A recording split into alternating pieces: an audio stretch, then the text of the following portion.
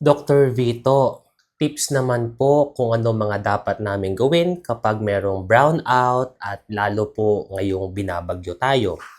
So alam nyo po, normal lang po makaranas tayo ng mga disaster pagdating ngayong kalamidad. At kailangan po ng paghahanda. Kaya nga nandyan po yung mga balita na nagbibigay sa atin ng paalala, mga dapat nating paghandaan. So number one, make sure na nakapag-invest kayo at nakaipon kayo ng solar energy. For example, mawalan tayo ng kuryente, may mga solar light kayo, mga solar fans, or solar panel na maaaring maging alternatibo nating source ng enerhiya kapag wala po tayong kuryente. Pangalawa kapatid, is kapag walang kuryente, mahirap ang tubig.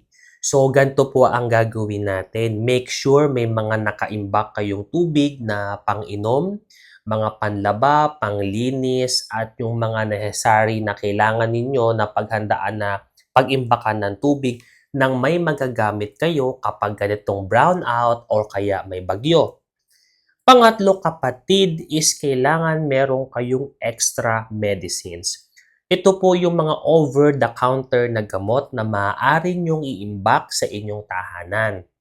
Ang hindi lamang po magandang ipunin ay antibiotic kasi kailangan po ng reseta ng mga doktor nang sa ganun po malaman kung para saan po ito at paano iinumin. So, yung mga gamot kagaya po ng mga pang-ubo, mga pangsipon, mga panglagnat, mga pangsikmura, at kapag may mga diarrhea, mas maganda kung meron kayong electrolytes. At mga pain reliever na kailangan ninyo kung nakakaranas kayo ng pangingirot. At mahirap lumabas kapag may sakuna kagaya ng bagyo at brownout. At number 4, ang gagawin natin, maging kalmante tayo at iwasan nating sisihin ng ating kapwa kung sino man ang mga in charge pagdating po sa disaster at brownout.